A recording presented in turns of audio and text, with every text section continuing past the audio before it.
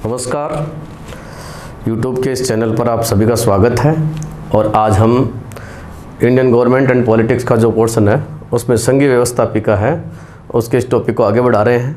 इससे पहले आपने संघीय व्यवस्थापिका यानी संसद से संबंधित 3 वीडियो देख लिए थे, जिसमें अपन ने संसद में विशेष रूप से लोकसभा और राज्यसभा में तुलनात्मक अध्ययन शुरू कर रखा था। इसी तुलनात्मक अध्ययन को अब हम आगे बढ़ा रहे हैं और ये तुलनात्मक अध्ययन हम आगे लेके और इसको अंतिम रूप तक ले चलते हैं। तो देखिए, इससे पहले जो वीडियो था उसमें आपने देखा लोकसभा अध्यक्ष, लास्ट अपन ने पढ़ा था लोकसभा अध्यक्ष, राज्यसभा का सभापति, लोकसभा का उपाध्यक्ष और राज्यसभा का उपसभापति, इनके बारे में चर्चा कर ली थी और पदाधिकारियों पर तुलना चल रही थी। उन्हीं पदाधिकारियों के सिलसिले में अब अपन आगे बढ़ते हैं और आगे देखिए। अगला बिंदु है, 9 बिंदु पढ़ चुके थे, 10वां बिंदु देखिए। 10वां बिंदु है सत्ता पक्ष के नेता, यानी लोकसभा में और राज्यसभा में सत्ता पक्ष के नेता का पद होता है। अब ये सत्ता पक्ष का नेता कौन होता है, तो इसके बारे में आपको बताते हैं। सबसे पहले अपन बात करते हैं कि लोकसभा में जैसे सत्ता पक्ष का पहला नेता कौन था। तो ध्यान रखिए, लोकसभा में सत्ता पक्ष का प्रथम नेता जो था ना, वो थे जवाहरलाल नेहरू जी, JL नेहरू। क्यों? क्योंकि आपको बता दूं, सामान्यतः लोकसभा का अगर प्रधानमंत्री लोकसभा का सदस्य होता है ना, तो ऐसी कंडीशन में लोकसभा में सत्ता पक्ष का नेता प्रधानमंत्री होता है। जैसे वर्तमान में 17वीं लोकसभा है, तो 17वीं लोकसभा में वर्तमान में सत्ता पक्ष का नेता कौन है, तो सत्ता पक्ष का नेता वर्तमान प्रधानमंत्री नरेंद्र दामोदर दास मोदी। तो नरेंद्र मोदी जो हैं वही लोकसभा में सत्ता पक्ष के नेता हैं। तो ध्यान रखिएगा, पहले प्रधानमंत्री थे और वर्तमान में नरेंद्र मोदी हैं।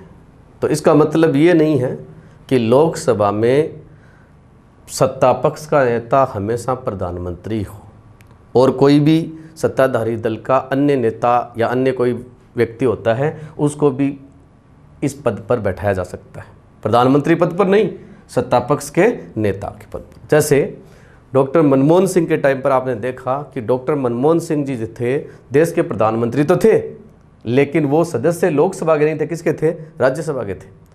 जब प्रधानमंत्री राज्यसभा का सदस्य होता है तो वो लोकसभा में सत्ता पक्ष का नेता नहीं बन सकता। क्यों? क्योंकि वो लोकसभा का सदस्य नहीं है। तो फिर डॉक्टर मनमोहन सिंह अपने शासनकाल में जब सत्ता पक्ष के नेता लोकसभा में नहीं थे तो उस समय कौन थे? तो प्रणब मुखर्जी वगैरह जो अन्य कांग्रेस के नेता थे उनको इस पद पर बना रखा था। अब बात आती है कि साहब मान लीजिए प्रधानमंत्री है वो लोकसभा से नहीं है, राज्यसभा से है, तो वो क्या राज्यसभा में सत्ता पक्ष के नेता होंगे? तो ये बात बिल्कुल सही है। डॉक्टर मनमोहन सिंह 10 साल तक अपने दोनों कार्यकाल के अंतर्गत राज्यसभा में क्या रहे? सत्ता पक्ष के नेता रहे, लोकसभा में नहीं रहे। लोकसभा में तो कांग्रेस के अन्य जो नेता थे उन्हीं में से एक को सत्ता पक्ष का नेता यहाँ पर बनाकर रखा गया और वो सत्ता पक्ष के नेता कहाँ रहे? राज्यसभा में।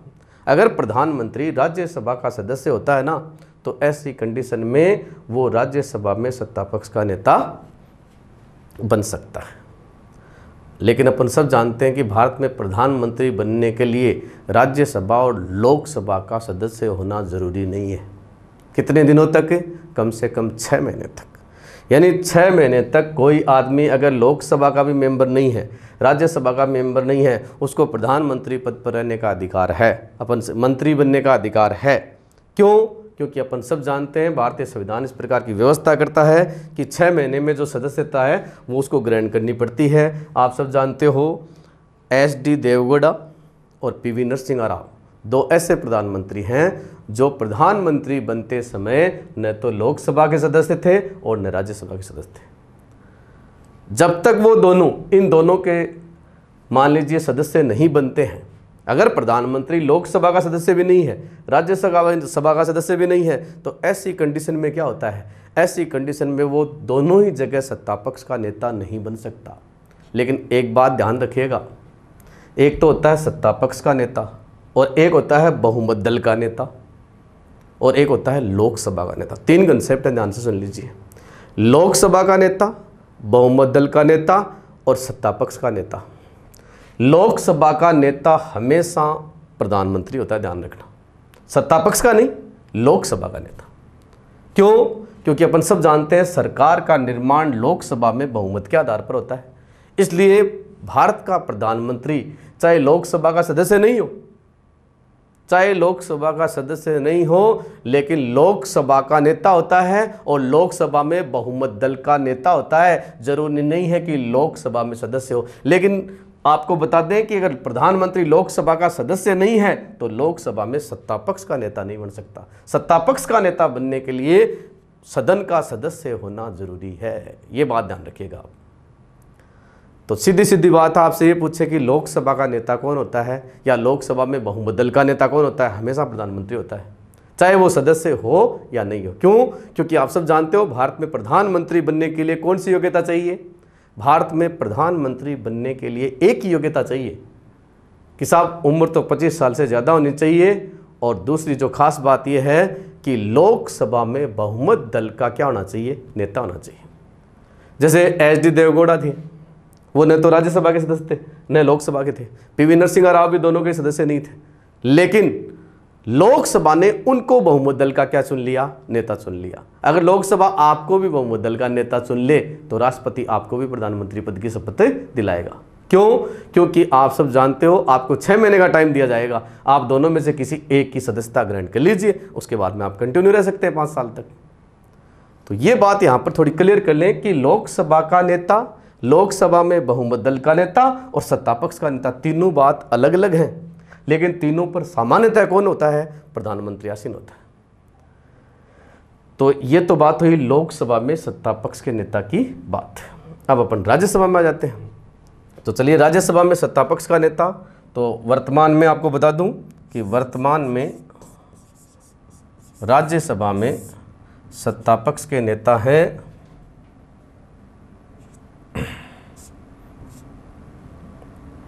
थावर चंद गहलोत। सत्ता पक्ष का मतलब समझ गए ना, यानी बीजेपी या एनडीए से संबंधित लोग हैं, उनमें से कोई आदमी। तो आप सब जानते हैं नरेंद्र मोदी भाजपा से हैं और थावरचंद गहलोत हैं, वो भी भाजपा से। तो ये दोनों वर्तमान में, तो राज्यसभा में और लोकसभा में दोनों में मैंने आपको सत्ता पक्ष के नेता कौन हैं उनके बारे में बता दिया है। अब सत्ता पक्ष का नेता बनने के लिए योग्यता क्या है? तो योग्यता यही है कि सदन के जो सत्ताधारी दल है ना, उसके सदस्य तय करते हैं कि हमारे में से किसी एक सांसद को क्या बनाएंगे। यानी राज्यसभा में जैसे मान लीजिए एनडीए या बीजेपी गठबंधन के लोग हैं, वो सारे मिलकर तय करेंगे कि हमारा राज्यसभा में नेता कौन होगा। तो राज्यसभा में सत्ता पक्ष का नेता होता है, उसको तय करते हैं, और ऐसे ही लोकसभा में तय करते हैं। तो एक बात पूरी हो गई है, सत्ता पक्ष का नेता बनने के लिए कोई योग्यता की बात नहीं है, सांसद ही होता है। और इस सांसद को जो सत्ताधारी दल होता है ना, उस दल में से ही सारे के सारे लोग मिलकर इस पद पर चुनते हैं। तो आपने एक चीज़ पढ़ ली है सत्ता पक्ष के नेता की बात। इसके अलावा आप ये भी जानते होंगे कि लोकसभा और राज्यसभा है, इन दोनों के अंदर विपक्ष के नेता भी होते हैं, और विपक्ष के लिए विशेष रूप से एक मान्यता भी लेनी पड़ती है। समस्या ये आती है कि साहब ये विपक्ष के नेता की मान्यता का क्या चक्कर है, कैसे लेनी पड़ती है? तो इसके बारे में और देख लेते हैं, आगे बढ़िए। अगला बिंदु है विपक्ष के नेता। तो लोकसभा और राज्यसभा में विपक्ष का नेता जो है उसके बारे में, यहाँ मुख्य रूप से लोकसभा पर ज़्यादा फोकस किया जाता है, लोकसभा में पूछा जाता है। तो मैं आपको बता दूं कि लोकसभा में पहली बार विपक्ष का नेता और राज्यसभा में पहली बार विपक्ष का नेता। ऐसा अवसर कब आया? एक अवसर तो आया 1969 में। आप सब जानते हो इंदिरा गांधी सरकार के समय 1969 में कांग्रेस जो है, इंडियन नेशनल कांग्रेस, इसके डिवाइडेशन हो गया था। कांग्रेस 2 भागों में बट गई थी। एक भाग तो कौन सा? एक भाग तो था भारतीय राष्ट्रीय कांग्रेस संगठन, और एक थी भारतीय राष्ट्रीय कांग्रेस इंदिरा, यानी संगठन कांग्रेस और इंदिरा कांग्रेस 2 भागों में डिवाइड हो गई। तो जो संगठन कांग्रेस वाले थे उसमें मुख्य रूप से जैसे मोरारजी देसाई हैं, उनके साथ में चौधरी चरण सिंह वगैरह भी थे, विजय लक्ष्मी पंडित वगैरह भी थी। ये सब लोग क्या हुए कि सारे के सारे कांग्रेस से अलग होकर, और उन्होंने कांग्रेस के दूसरा भाग जो है संगठन कांग्रेस है उसको अलग से निर्माण कर लिया, यानी कांग्रेस का डिवाइडेशन हो गया। तब 1969 में, ध्यान से सुनिएगा, 1969 में राम सुभाग सिंह ध्यान से सुनिए, राम सुभाग सिंह। राम सुभाग सिंह जो हैं, इनको विपक्ष का नेता बनाया गया था, लेकिन आपको बता दूं कि ये दल विभाजन के कारण हुआ था, इसलिए इनको मान्यता प्राप्त नहीं थी। अब मान्यता का क्या नियम है वो भी आपको बता देता हूँ। लोकसभा में विपक्ष के नेता की मान्यता उसी पार्टी के नेता को मिलती है जिस पार्टी को कुल सीटों का 1/10 यानी टोटल 10% सीटें प्राप्त हो। 10% सीटों का मतलब क्या है? तो 10% सीटों का मतलब लोकसभा में 500 और जो 45 सीट है ना, इनमें से 55 सीट, जिस पार्टी को 55 सीटें मिलती है ना लोकसभा में, उसी को अपन वर्तमान में मान्यता प्राप्त विपक्ष कह सकते हैं। तो देखो ऐसी स्थिति पिछली लोकसभा में लंबे समय से बनी नहीं, क्योंकि 55 सीटें मिली नहीं। लेकिन आपको ये भी बता दूं कि ये जो 1/10 वाला रूल है ना, इसमें थोड़ी सी चेंजिंग हुई है। और वो चेंजिंग क्या हुई है कि ये 1/10 वाला जो रूल है ना, इसमें क्या है, 1970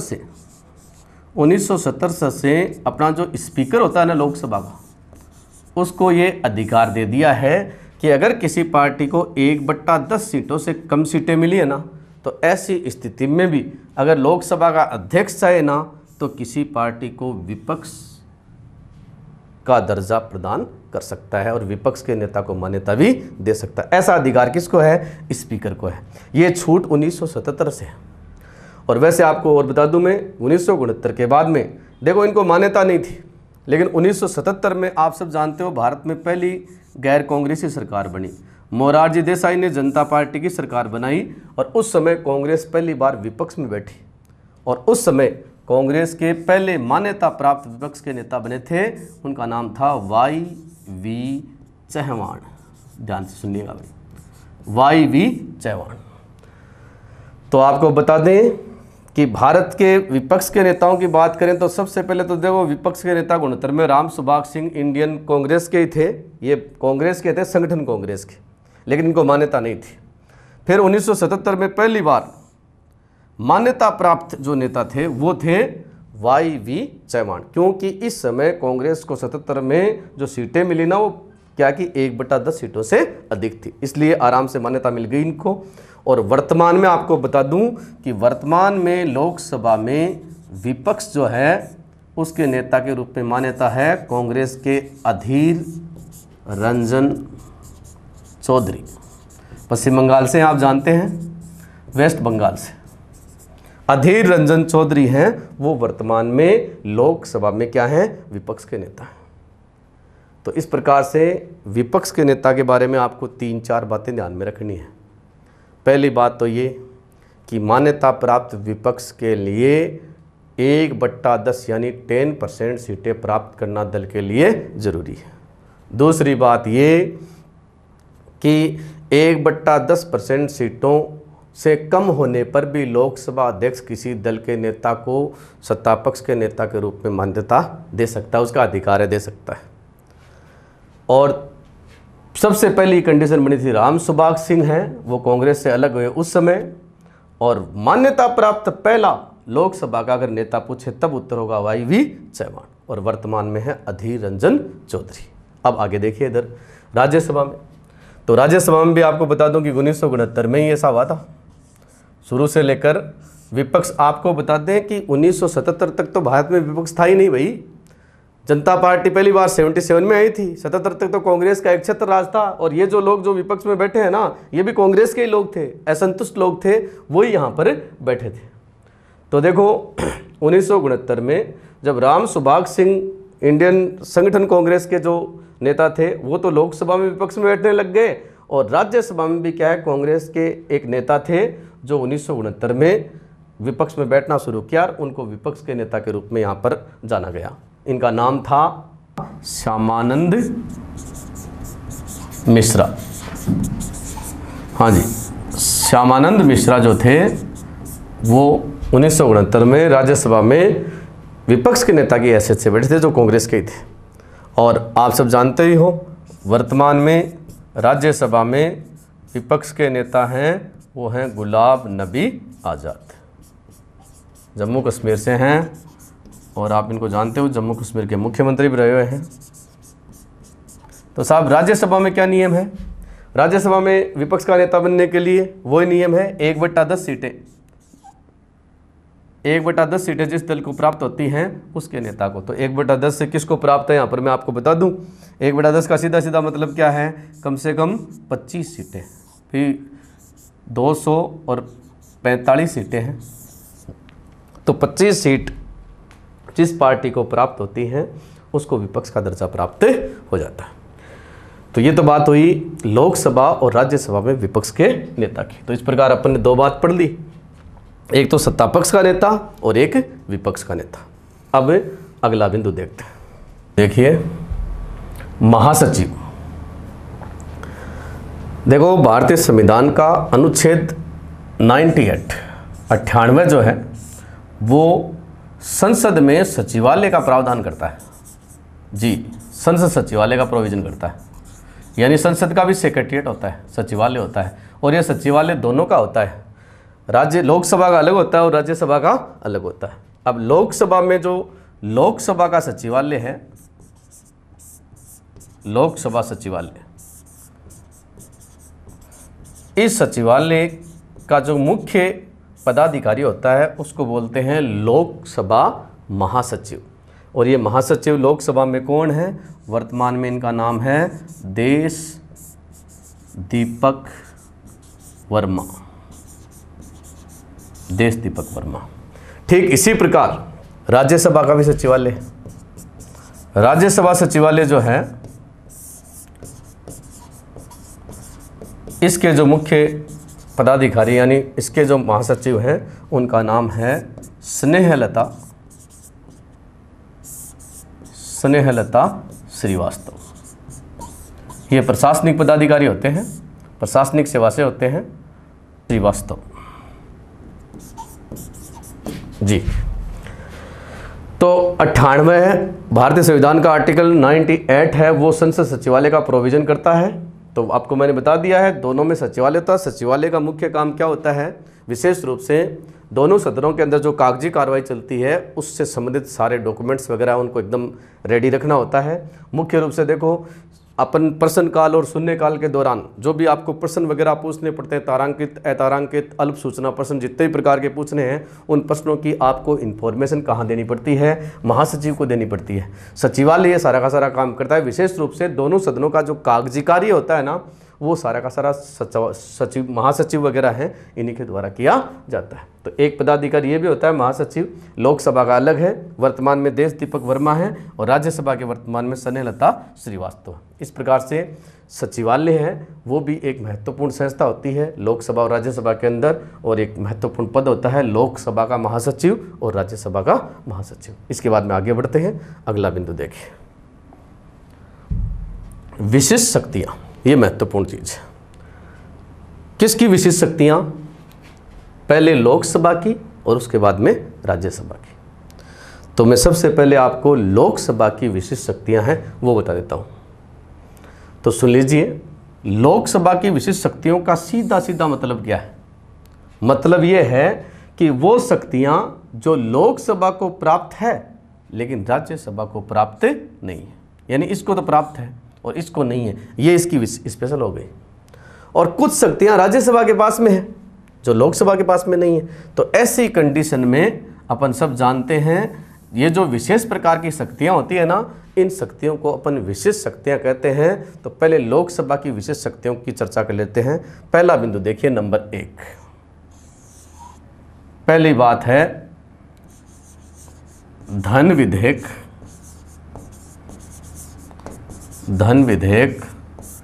एवं वित्त विधेयक। धन विधेयक और वित्त विधेयक को प्रस्तावित करना। आप सब जानते हैं कि धन विधेयक और वित्त विधेयक ये दोनों विधेयक, इनकी खास बात होती है कि ये दोनों विधेयक राष्ट्रपति की पूर्व स्वीकृति से सबसे पहले कहाँ रखे जाते हैं? लोकसभा में। राज्यसभा में इनको आप शुरू नहीं कर सकते। यानी इन दोनों प्रकार के विधेयकों को पहले लोकसभा में ही रखा जा सकता है, राज्यसभा में नहीं। तो एक शक्ति हो गई। शक्ति नंबर 2, दूसरी शक्ति है धन विधेयक को प्रमाणित करना। धन विधेयक को प्रमाणित करना जी।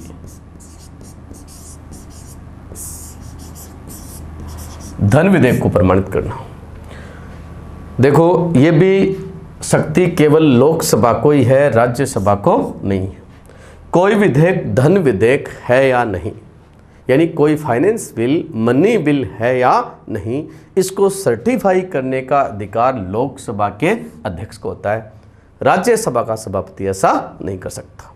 तो ये भी ध्यान रखें कि मनी बिल है ना, उसको प्रमाणित करने का काम है वो भी कहाँ होता है, लोकसभा अध्यक्ष द्वारा होता है। ये शक्ति राज्यसभा को प्राप्त नहीं है, केवल किसको है, लोकसभा को।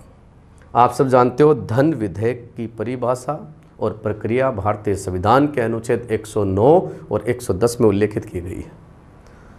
यानी लोकसभा का अध्यक्ष ये प्रमाणित करता है अगर वो किसी वित्त विधेयक, एक बात ध्यान रखिएगा, सभी वित्त विधेयक धन विधेयक नहीं होते। वो वित्त विधेयक धन विधेयक होता है जिसको लोकसभा का अध्यक्ष धन विधेयक के रूप में क्या करे, प्रमाणित करे। यानी कि लोकसभा का स्पीकर विधेयक के साथ में एक सर्टिफिकेट लगाता है और उस पर यह लिखता है I am certify that this finance bill is money bill. नीचे अपनी सील लगाता है, सिग्नेचर करता है। ऐसा होने के साथ में ही कोई वित्त विधेयक क्या बन जाता है, धन विधेयक बन जाता है। लेकिन ऐसा करने का अधिकार केवल और केवल किसको है, लोकसभा के अध्यक्ष को ही है। और ये बात ध्यान रखना कि इस शक्ति को किसी भी न्यायालय में चुनौती नहीं दी जा सकती। दो शक्तियां हो गई लोकसभा की, विशेष है, स्पेशल है, क्योंकि ये राज्यसभा के पास में नहीं है। तीसरी शक्ति देखिए, तीसरी शक्ति है संसद का संयुक्त अधिवेशन। संसद के संयुक्त अधिवेशन की अध्यक्षता। आप सब जानते होंगे भारत में लोकसभा और राज्यसभा का जो संयुक्त अधिवेशन होता है वो विशेष रूप से अब तक, आप सब ये भी जानते होंगे कि धन विधेयक जो होता है ना, उस पर इस प्रकार का संयुक्त अधिवेशन नहीं बुलाया जा सकता। केवल साधारण विधेयक होते हैं ना, उन्हीं पर बुलाया जा सकता है। भारतीय संविधान का अनुच्छेद 108 ये प्रोविजन करता है कि अगर राज्यसभा और लोकसभा में किसी विधेयक को लेकर गतिरोध की स्थिति पैदा हो जाए तो दोनों सदनों का संयुक्त अधिवेशन है वो बुलाया जा सकता है। और ये अधिवेशन जो है अब तक अपन सब जानते हैं कितनी बार बुलाया जा चुका है। तो आप सब जानते हैं 1961, 1978 और 2002। 1961 में तो आप सब जानते ही हो, नेहरू जी ने बुलाया था। नेहरू जी ने, जो आपको पता है, एक विधेयक था दहेज से संबंधित, दहेज निरोध विधेयक 1961 में। और 1978 में बैंकों के राष्ट्रीयकरण से संबंधित बैंकिंग विधेयक था, वो मोरारजी देसाई है उनके संदर्भ में उनके द्वारा लाया गया था। और एक 2002 में अटल बिहारी वाजपेयी के समय एक ऑर्डिनेंस था, POTO, prevention of terrorism ordinance. तो ये जो तीन अवसर आए ना, तब संसद के क्या बुलाए गए, संयुक्त अधिवेशन। और आपकी जानकारी के लिए ये भी बता दूं कि तीनों ही बार जैसा लोकसभा ने चाहा ना वैसे ही पारित हो गया। क्योंकि अपन सब जानते हैं लोकसभा की सदस्य संख्या कितनी है, 545 है, इसकी कितनी है, 245 है। तो ऐसी कंडीशन के अंदर अब चूँकि एंग्लो इंडियन का प्रोविज़न समाप्त हो गया है, इसलिए 543 ही रह गई है यहाँ पर, और ये 245 है। तो ऐसी कंडीशन में मान लीजिए कि यहाँ सरकार का बहुमत नहीं है, राज्यसभा में सत्ताधारी दल का बहुमत नहीं है और यहाँ पर बहुमत है। जैसे मान लीजिए इनके पास में यहाँ पर 350 है और वहाँ पर केवल 100 ही है, तो कोई दिक्कत नहीं है। यहाँ 350 है और यहाँ पर 100 है, तो अब आप टोटल कर लीजिए भाई, 700 और 90 जो होते हैं ना, तो 90 में से 2 कम हो गए हैं, 788 लोग हैं। ये जो 788 हैं, इनमें से आधे से एक ज़्यादा होना चाहिए, तो 450 हो गए ना। तो एक साथ मिलेंगे ना, तो 450 का मतलब क्या हो गया, सीधा सीधा आधे से ज़्यादा हो गए। तो ऐसी स्थिति में क्या होता है, तीनों ही बार क्या हुआ कि ये लोकसभा के पक्ष में पारित हो गया। तो ये संयुक्त अधिवेशन जो है, इसके बारे में प्रश्न पूछा जाता है कि कौन से अनुच्छेद में है, अनुच्छेद 108 में इसका प्रोविज़न है। दूसरी बात, ये किसकी सिफारिश पर बुलाया जाता है, प्रधानमंत्री की सिफारिश पर बुलाया जाता है। दूसरी बात, इसको कौन बुलाता है? राष्ट्रपति बुलाता है। और इसकी अध्यक्षता कौन करता है? ये प्रश्न आता है। अध्यक्षता कौन करता है? लोकसभा का अध्यक्ष। तो ये लोकसभा की विशेष शक्ति कैसे हुई? ये इसलिए हुई क्योंकि संसद के संयुक्त अधिवेशन की अध्यक्षता करने का अधिकार किसके पास में होता है? लोकसभा अध्यक्ष के पास में होता है। राज्यसभा का सभापति ऐसा नहीं कर सकता। तो आपने देखो कितनी शक्तियां देख ली, आपने अब तक 3 शक्ति देख ली। ये तीनों ही राज्यसभा के पास में नहीं है, लेकिन किसके पास में है? लोकसभा के पास में है। चलिए अब 2 बात और देखते हैं आगे, लोकसभा में ही देखिए आगे। चलिए चौथी बात देखिए, चौथा बिंदु है प्रधानमंत्री यानी प्राइम मिनिस्टर और उसका मंत्री परिषद। प्रधानमंत्री और उसका मंत्री परिषद किसके प्रति? लोकसभा के प्रति। ध्यान से सुन लेना भाई, लोकसभा के प्रति उत्तरदायी होते हैं। यानी प्रधानमंत्री और उसका मंत्री परिषद पूरी संसद के प्रति नहीं, केवल किसके प्रति? लोक सदन के प्रति उत्तरदायी होते हैं। क्यों? क्योंकि सरकार किस में बहुमत के आधार पर बनती है? राज्यसभा में नहीं, लोकसभा में बहुमत के आधार पर बनती है। इसलिए प्रधानमंत्री और उसका मंत्री परिषद सामूहिक रूप से लोकसभा के प्रति उत्तरदायी है। भारतीय संविधान में इसका साफ साफ प्रोविजन किया हुआ है। तो एक बात ये भी ध्यान रखें, ये भी यानी लोकसभा की विशेष शक्ति हो गई कि प्रधानमंत्री और मंत्री परिषद है ना, वो लोकसभा के प्रति उत्तरदायी है, राज्यसभा के प्रति उत्तरदायी नहीं। और 5वीं बात देखिए, 5वीं बात है कि प्रधानमंत्री और मंत्री परिषद के खिलाफ अविश्वास प्रस्ताव, नो कॉन्फिडेंस मोशन, अविश्वास प्रस्ताव जो है वो कहाँ लाया जा सकता है? लोकसभा में ही लाया जा सकता है। ये भी ध्यान रखिएगा भाई, लोकसभा में ला सकते हो आप 18 का प्रस्ताव, राज्यसभा में नहीं आ सकता। क्यों? क्योंकि प्रधानमंत्री लोकसभा में बहुमत दल का नेता है। तो देखो ये दोनों शक्तियाँ, मैंने आपको 5 शक्तियाँ बता दी हैं और ये 5 शक्तियाँ किसके पास में हैं? लोकसभा के पास में। इसलिए ये लोकसभा की विशिष्ट शक्तियाँ हो गई हैं। अब अपन चलते हैं राज्यसभा में। राज्यसभा की कुछ ऐसी शक्तियाँ देखते हैं जो लोकसभा के पास में नहीं है, वो राज्यसभा की विशेष शक्तियाँ हो जाएंगी। तो वो कौन कौन सी हैं? एक एक देखिए। चलिए राज्यसभा की पहली शक्ति लेते हैं अपन, अनुच्छेद 249 249 राज्य सूची के विषय को राष्ट्रीय महत्व का घोषित करना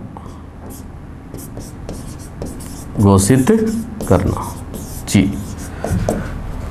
अनुच्छेद 249 आप सब जानते होंगे, भारतीय संघीय व्यवस्था में इस प्रकार की व्यवस्थाएं हैं। कुछ कंडीशन ऐसी हैं जब राज्य सूची के विषय पर संघ की संसद भी कानून बना सकती है। आप सब जानते हो भारतीय संविधान के अंदर जो अनुसूचियां हैं वो 3 हैं। पहली है संघ सूची 97, फिर है राज्य सूची 61, फिर है समवर्ती सूची 52। वर्तमान में ये स्थिति है। कई जगह आपको ये 99 मिलेंगे, 100 भी लिखे हुए मिलेंगे, लेकिन वास्तविक कंडीशन यही है। स्कूल व्याख्याता परीक्षा में प्रश्न आया था, उसमें संघ सूची में 97 विषय माने गए। देखो इसमें ज़रूर परिवर्तन हुआ है, क्योंकि इसमें पहले कितने थे? 66 थे, फिर माइनस कितने कर दिए? माइनस से 5 हो गए। किस में जुड़ गए? इसमें, क्योंकि इसमें पहले कितने थे? 47 और 5 कितने हो गए? 52। तो ये अलग कंडीशन है। ये 5 ट्रांसफर हुए, राज्य सूची से हटाकर किस में डाल दिया? समवर्ती। इंदिरा गांधी ने ये काम 42वें संविधान संशोधन के द्वारा किया था। तो यहाँ तो परिवर्तन हुआ है कि राज्य सूची के इसमें आ गए, लेकिन आपको पता होगा कि वर्तमान में है ना, वर्तमान में ऐसी कंडीशन है कि ये जो शक्ति विभाजन है ना, भारतीय संविधान की जो 7वीं अनुसूची है उसके अंदर किया गया है, और अनुच्छेद जो है 246 है उसके अंदर इस प्रकार का प्रोविजन है। तो इसमें जो शक्तियों का विभाजन किया गया है ना, तो 3 सूचियां बनी हुई हैं। संघ सूची के विषयों पर संघ की सरकार या संघ की संसद कानून बना सकती है, राज्य सूची के विषयों के ऊपर राज्य के विधानमंडल कानून बना सकते हैं, और समवर्ती सूची पर दोनों कानून बना सकते हैं। लेकिन कुछ कंडीशन ऐसी हैं जिनमें राज्य सूची के विषयों पर संघ की संसद कानून बना सकती है। कौन बना सकती है? संसद। लेकिन ये कानून कोई परमानेंट नहीं है, एक निश्चित अवधि के लिए और विशेष परिस्थितियों में बनाए जा सकते हैं। उन्हीं में से एक परिस्थिति है अनुच्छेद 249। अनुच्छेद 249 में शर्त यह है कि राज्यसभा अपने उपस्थित एवं मतदान करने वाले सदस्यों के 2/3 बहुमत से अगर प्रस्ताव लाए और इस प्रस्ताव को पारित कर दे और पारित करने के बाद में इसको लोकसभा की साधारण बहुमत से अगर अनुमति मिल जाए, तो ऐसी कंडीशन में किसी भी राज्य सूची के विषय पर संसद को यानी संघ की संसद को कानून बनाने का अधिकार मिल जाता है। लेकिन ऐसा कानून अधिकतम 1 वर्ष तक प्रभावी रहता है, ये ध्यान रखिएगा। तो एक चीज़ ध्यान रखिए ऐसा, लेकिन इसका मतलब आप ये मत समझ लेना कि अनुच्छेद 249 के तहत राज्यसभा अगर ऐसा प्रस्ताव पारित कर देती है, लोकसभा उससे सहमत हो जाती है, तो इसका मतलब ये नहीं है कि राज्य सूची का विषय किस में चला गया है? संघ सूची में। संघ सूची में नहीं जाता है, ध्यान रखना। संघ सूची में तो वही विषय है, खाली टेम्परेरी कानून बनाने का अधिकार मिल रहा है।